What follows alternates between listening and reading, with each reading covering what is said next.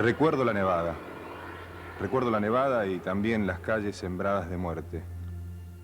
Pero hay quienes deben recordar mejor todo esto. Elena, Pablo, Franco, Favalli, Lucas, Martita. Pero sobre todo Juan y Héctor, los verdaderos protagonistas de esta historia. Una vez hubo un escritor de guiones de historietas que en una noche del invierno del 59 recibió una visita inesperada. Ante él apareció como un fantasma un ser de aspecto casi normal que se hizo llamar el Eternauta, el viajero de la eternidad.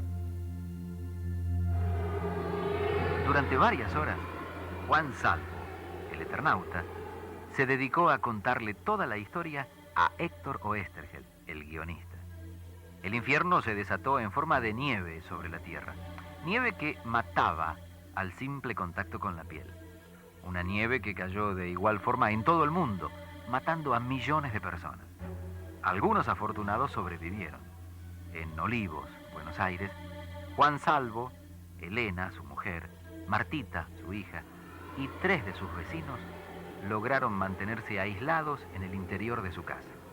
Pero lo que en un principio parecía el resultado de una fallida prueba atómica resultó ser una invasión extraterrestre.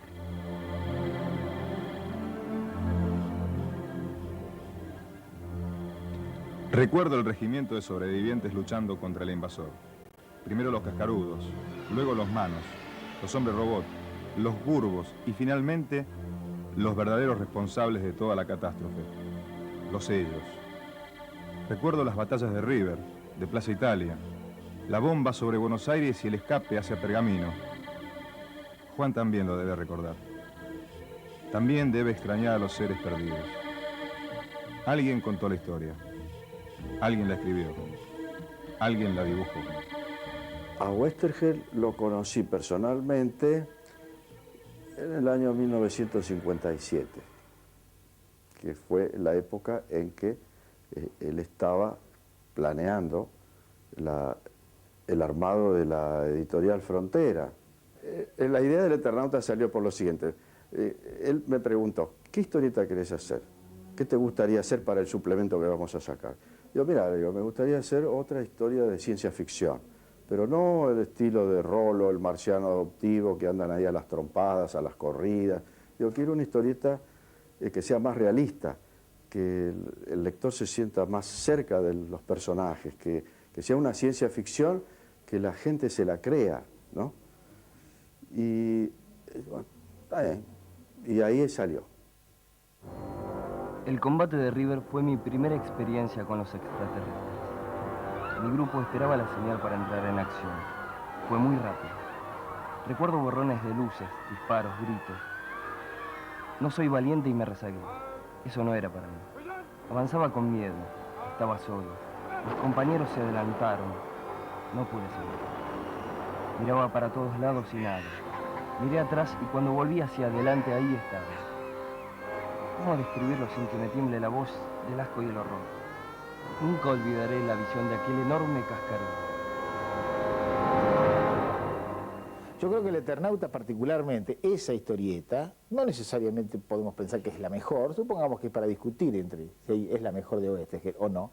Lo que sí es evidente es que es el único mito vigente en este momento generado por la narrativa argentina del siglo XX. Hay distintos tipos de narradores o de inventores de ficción. Están los tipos que han vivido y después se escribieron. Están los tipos que han hecho de su propia vida su literatura. Y hay quienes, que es el caso de Héctor, vivieron lo que habían escrito. Es decir, establecieron un código en el cual creían y no solo escribieron a partir de ese código, o fueron consecuentes con ese código que escribían, es decir, le dieron carnadura a sus héroes, sino que de algún modo vivieron luego, intentaron vivir hasta las últimas consecuencias, aquello que habían concebido. Ese es el caso de Héctor. Héctor Germán Oesterheld, como guionista, y Solano López, como dibujante, son los responsables directos de la creación de El Eternauta. En 1957, y a lo largo de más de 2 años, y de 350 páginas, a través de la revista Hora Cero, sería publicada la historia que cautivó a varias generaciones. El Eternauta.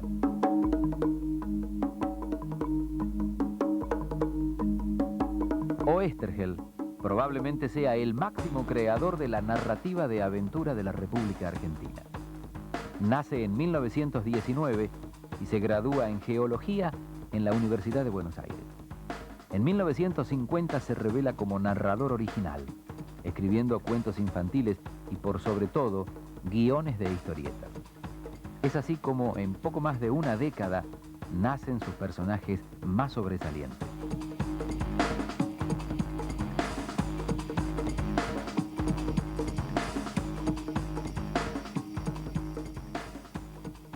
Yo pienso respecto a mí mismo haciendo El Eternauta, es que es una historieta que a mí me gustó muchísimo, que la hice con muchas ganas, que la hice como un tipo que está interesado en qué es lo que está pasando ahí, la viví en una palabra, ¿no? Viví lo que ocurría y esperaba el guión de todas las semanas que me lo iba mandando manuscrito, me lo alcanzaba un cadete a casa todas las semanas, con la misma curiosidad con que los lectores después esperaban la revista.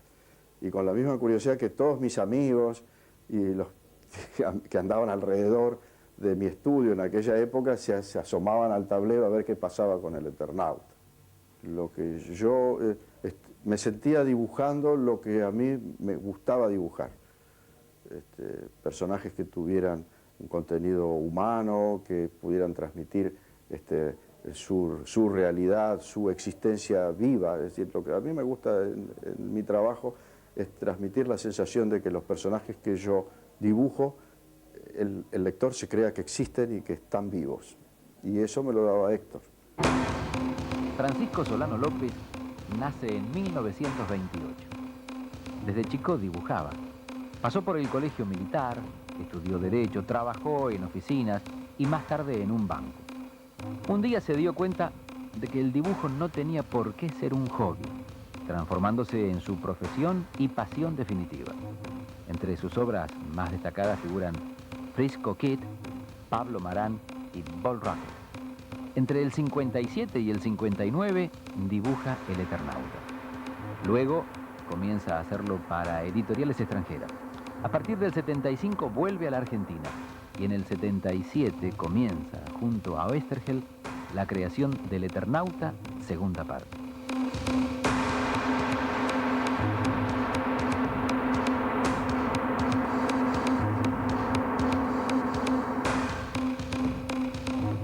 Por un lado, Oesterheld modifica, hay un elemento que es connatural al hecho mismo de la aventura, y que hace a la esencia de la aventura, que es la presencia del héroe. Toda aventura tiene un héroe, ¿no es cierto? Así como tiene un enemigo, es decir, está el héroe por un lado y el mal, digamos, por otro lado. Bueno, Oesterheld toca esos dos núcleos, ¿no?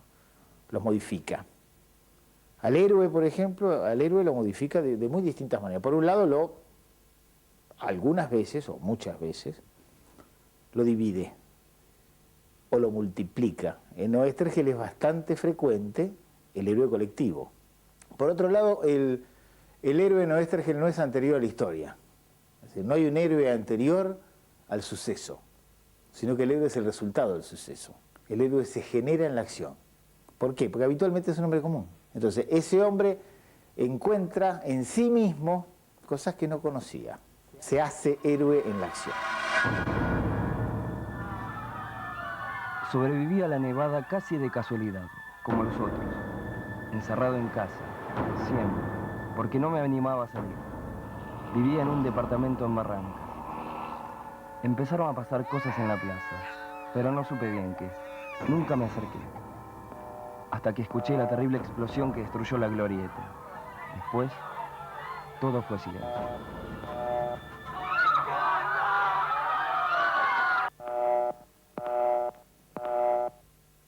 En cierto momento acabó el contacto porque él, efectivamente, nosotros sabíamos qué es lo que pasaba y él tenía que hacerse ver lo menos posible y nosotros respetábamos eso, ¿no?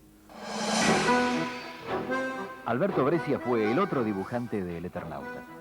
Nació en Montevideo en 1919. Desde joven comenzó a dibujar, publicando a los 18 años sus primeras tiras. En el 69 le llega el turno a El Eternauta. El 29 de mayo de ese año en la revista Gente hace su primera aparición.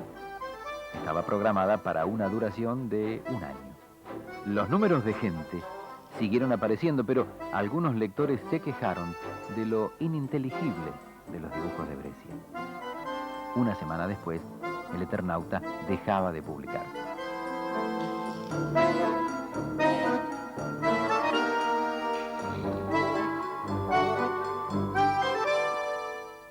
Solano, por ejemplo, era un dibujante muy joven en esa época todavía, que encontró con Héctor la posibilidad de crecer y estuvo a la altura del desafío, que es el caso del Eternauta. Lo que sabía hacer Oestergel, como los buenos directores técnicos, era elegir y sacarle el jugo a los jugadores que tenía, o a los dibujantes que tenía. Es decir, lo colocaba donde el tipo le podía rendir. A Solano lo hizo rendir el máximo. Durante la década del 80, el Eternauta, primera y segunda parte, vuelven a ser publicados a todo color, diferenciándose de las originales que se habían editado en blanco y negro. Cuando finaliza la reedición de las dos partes, la revista Scorpio comienza a publicar la tercera, intentando revivir el éxito de las primeras dos. Pero los tiempos han cambiado. De hecho, la segunda parte era distinta a la primera. Juan Salvo se había transformado en un mutante y Germán Oestergel en un héroe. Ambos viajarían en el tiempo para seguir luchando contra el invasor. Al cabo de los 70, Oestergel desaparece bajo la sombra del gobierno militar. El final de la obra será escrito entonces por otro guionista. La tercera entrega es escrita por Alberto Ongaro y sus dibujantes serán Solano López, Mario Morjaín y Oswald sucesivamente. La historia describe las aventuras que viven Juan y Germán a través de un viaje por el tiempo hacia un presente de dimensión paralela a la nuestra. El final quedará nuevamente abierto.